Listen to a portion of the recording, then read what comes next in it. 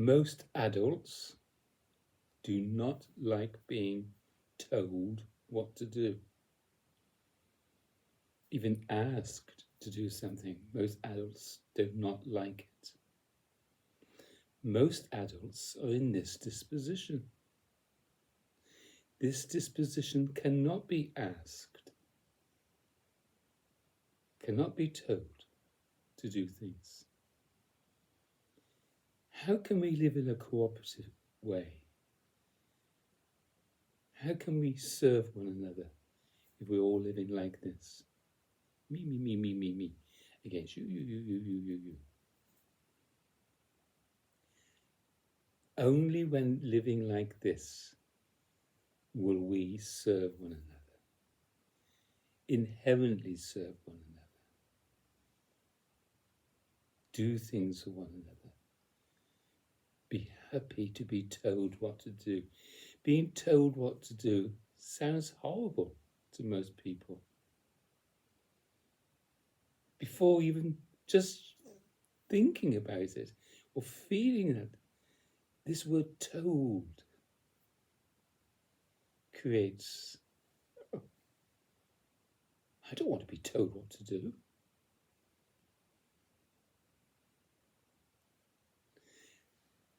The open hand, like a spoon or a glass, is empty. The spoon hasn't got any content on, and the glass hasn't got any liquid in it. So it receives. It's ready to be received.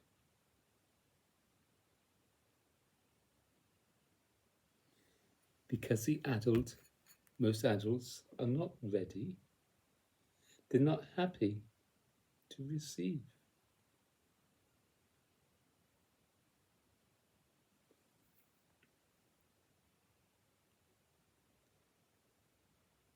And then we get upset. And then we start blaming.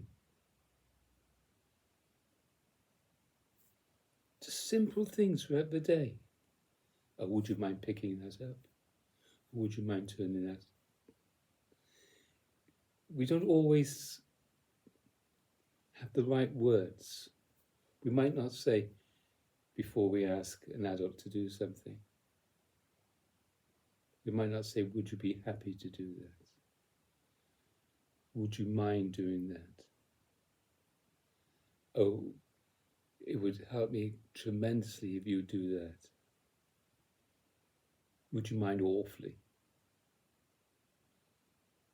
But simply to say, put that away. Go over and do that. The open hand person is already happy. Therefore, she or he isn't being made happy by what he or she is asking someone else to do. However, the person who's already happy can see the benefits of changing a particular condition.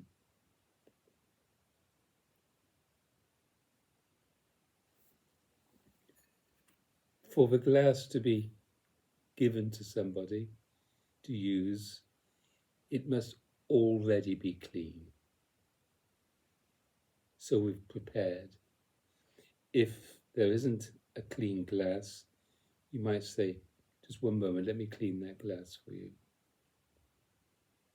You prepare the way. I have a friend who's 91. I prepare the way. If we're going for a little walk, I look. I just do that looking automatically. It's no big deal. He has an acre of land. There's lots of twigs around, whatever, especially as it gets more windy. I prepare the way. Sometimes he asks me, Peter, I'm going to go out in the car. Would you mind preparing the car? He's not saying those words. He might say, take the car out ready. Now, when you are in this disposition, you don't always straight away or immediately, you don't react, you respond. And there's a moment, maybe 1 or 2 seconds of consideration. You don't become a slave, though there are times when you're not going to say no because you don't want to. You can sense that person will get really angry if you don't do what you've been asked to do. But the majority of people, when they are asking others, and when they are asking people to do things, are coming from this disposition. They're reacting. Don't do that. Do this. They get cross. There's a big difference between operating from this and operating from this. A huge difference. But it's often very subtle. It's not really noticed. The clenched fist human being isn't sensitive as the open hand disposition is.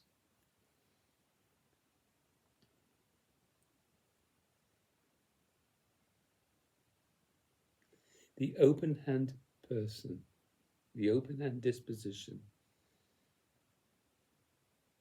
is the disposition prior to speaking, prior to acting of the mature adult.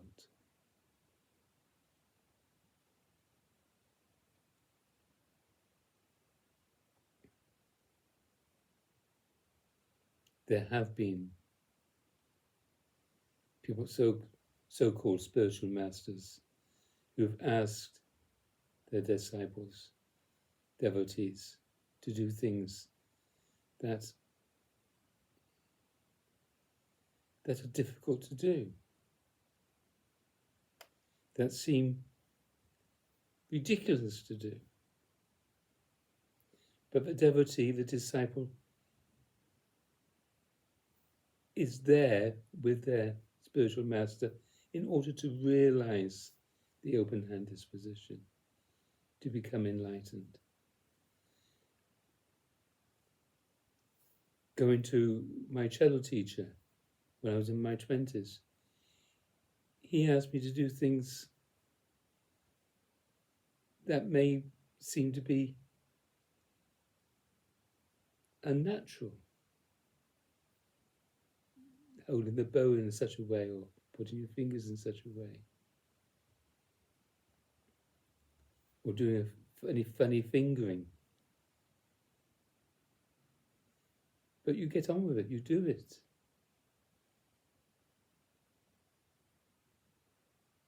It can be a struggle. It goes against the grain.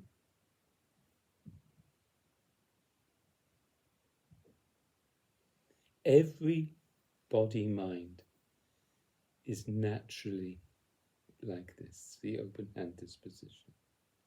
It's only when we contract that we sense tension, stress, difficulties.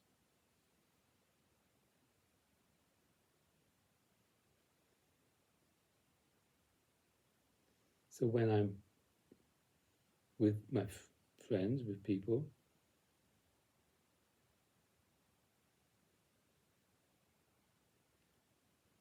I possibly need to choose my words more carefully, because they haven't come to me to be enlightened.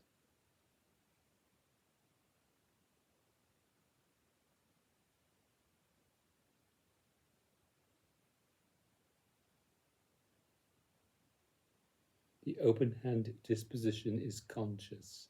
You live as consciousness.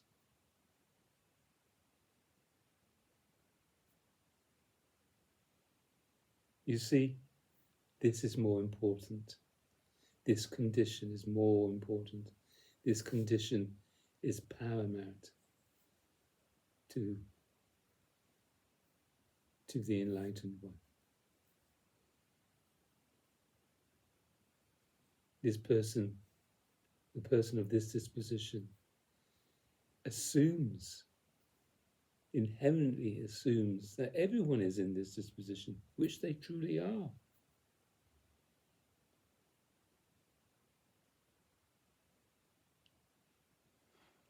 The true test of whether you're in this disposition is if you are asked to do something, you respond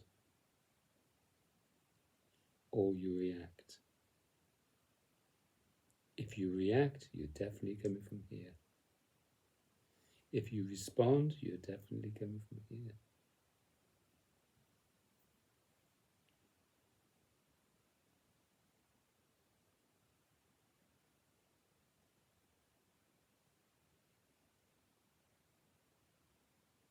So, the answer to the question, how can we live cooperatively? We first and foremost must be in this disposition for a happy response. Already happiness. So the enlightened person is happy to respond to requests. But that doesn't mean he or she will respond actively to that request, because he or she can see clearly what the consequence might be, and if it's detrimental, because he or she is in that disposition, he or she will consciously respond or not respond.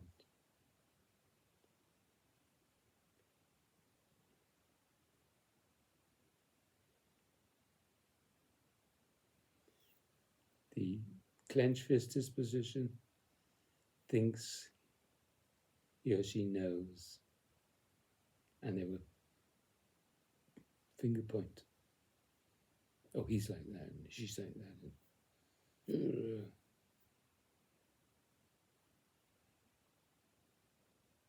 You see, when you are living like this, there's no history. It's fresh. It's now, in the moment. And from this disposition, you may do the same thing as you've done before, differently. Nothing is set in concrete. It's fresh. It's now. It's present.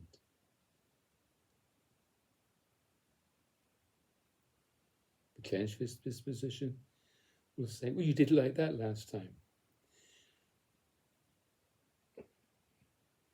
My mother said, I don't know how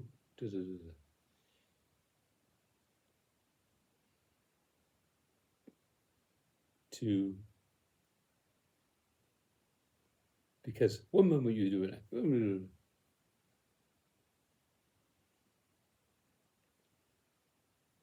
the open hand disposition pianist will not play the same piece of music in the same way. The open hand disposition person is not mechanical. As I talk, I don't know my hands are going to be like that. As I talk, I don't know what words are going to come out. There's no thinking beyond these words, behind these words. I say quietly, and something happens. It's amazing. It's a mystery. That's the beauty of living like this. It's a mystery how it all happens. And there's a fluidity.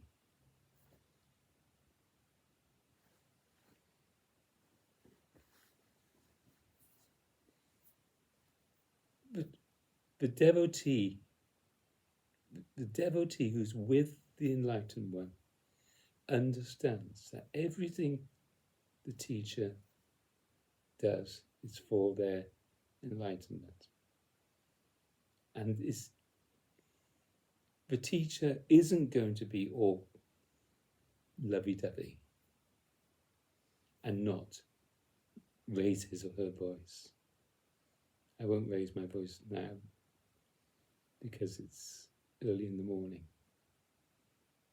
But just like an opera singer, it's powerful to be in the presence of an opera singer. It can be frightening to some people to be in the presence of an opera singer, singing, doing his art, doing his skill, whatever. What is the body-mind capable of? What's this voice capable of? And what's your voice capable of? The openness. What's your frame? Your body-mind frame, the frame of the body. Your lung capacity. What's it capable of? What's your loudest? What's your quietest? Can you still hear me? Can you still hear me? Can you still hear? Can you still? Don't do that. No, not like that. It sounds cross. You sound cross. Whatever interpretation you put on the actions and speech, whatever, it's still an activity, of the enlightened one, is for your protection. It's for your defense. It's all for you. It's all because you don't want to be scared, or you don't want to be frightened, or you don't want to feel fearful. You're tightening up. You're holding yourself. Yes, there are times when this body-mind will feel fear. But it's a real inherent fear. It's natural. There's no contraction.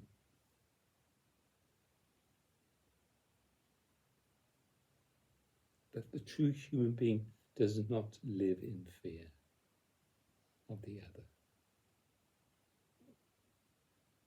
Generally. But if someone came towards me with a knife, I would inherently feel fear.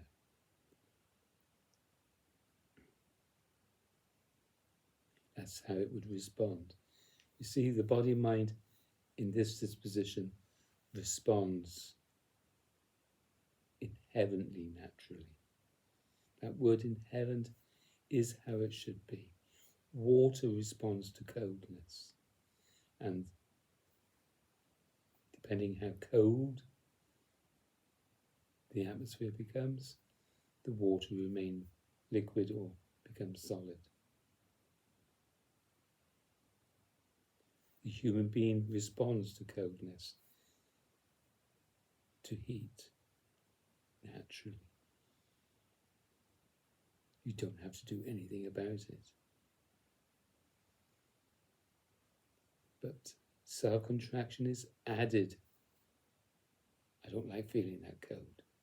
Oh, get away from me, get away, go. Oh. You tighten up. You're adding self-contraction to the natural response of the body. You get into your head. Notice how you react. Notice that it's coming from the self-contraction. Notice that you're adding self-contraction.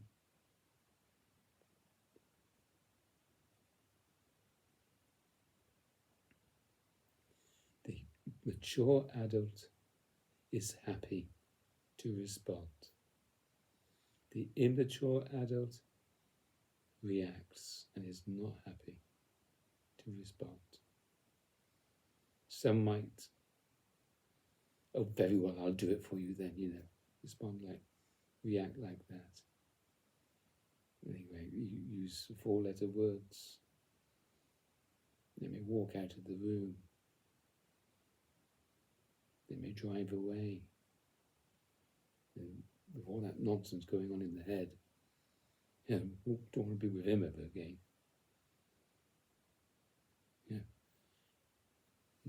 He's upset me. She's upset me.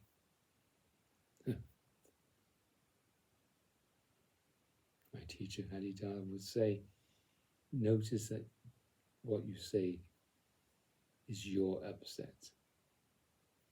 It's what you're doing. You are doing your upset. So let's go through a few things. You are doing doubt. You're doing boredom. You're doing upset. You're doing unhappiness. You're doing all those thoughts in your head. You're doing all that uptightness. You're doing your stress. You're doing tension. You're doing anxiety. You're doing your seeking. You're doing your ill at ease. You're doing your desiring. You're doing your rejection, feelings of rejection. You're doing your feelings of unlove. You're doing that by this simple gesture of self-contraction. And it's not necessary. If someone walks in the room now, it's not necessary to contract. It's not necessary. The devotee who notices the contraction immediately turns away. He knows or she knows the remedy, and that's satsang, God communion. There's no other way out. There's no shop in the high street that's going to give you the way out. There's no restaurant. There's no bar. There's no sex parlour. There's no massage parlour. There's no car showroom that's going to give you everlasting happiness, everlasting life. Jesus isn't going to give you everlasting life. My teacher Adidar isn't going to give me everlasting life. Unless we turn, unless we are attracted. You've got to find your master, your agent, attractive. You have a glass of water and you have a beer. I bet most people go to the beer. Or flavoured water, cordial, ginger cordial. Or smoothie. Plain water is not so attractive. But that is what you've got to find attractive. Because the plain water is all you need. It hasn't got anything in it.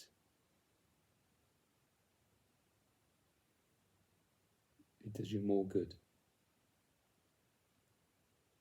than most drinks. I say it does you more good. It serves the body-mind.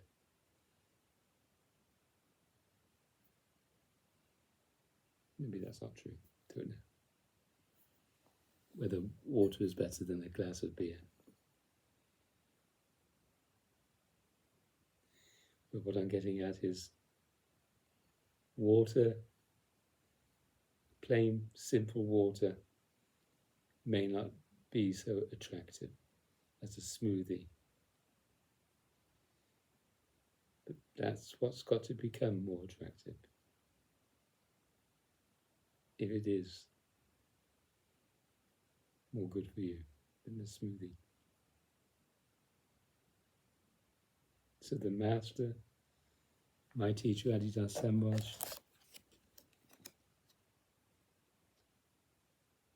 is my main attraction, which takes his body-mind away from this activity.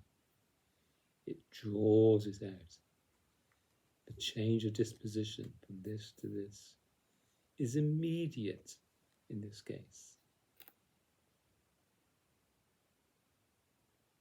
I don't allow the results of the self-contraction to take me over. I am not a victim. I have felt all of the results of the self-contraction to their extremes. This body-mind has gone through hell and ecstasy. It's been rock bottom. It's been alone. It's been rejected.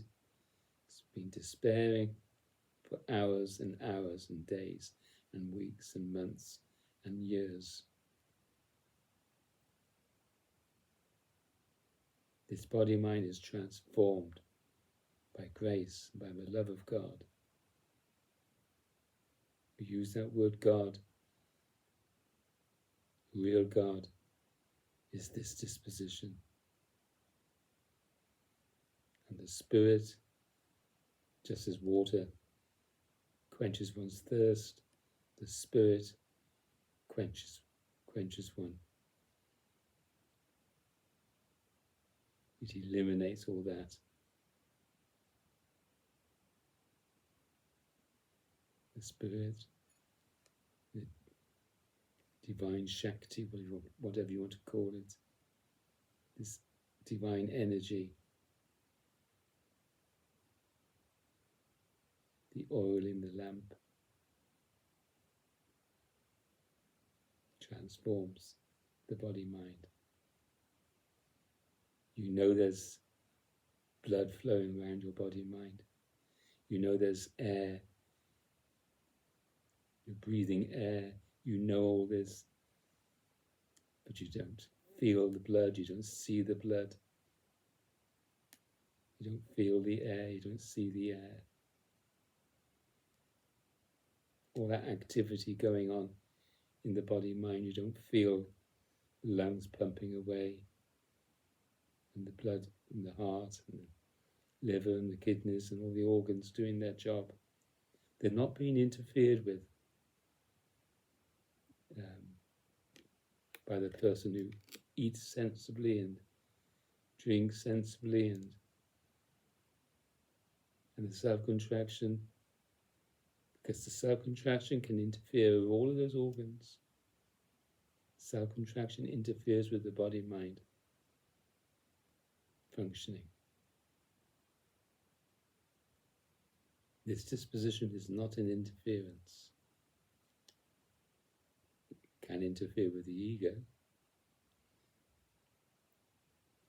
Egoic people do not, egoic body minds do not want to be interfered with.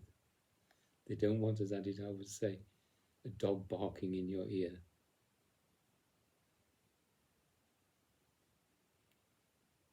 This disposition is happy to have demands upon it.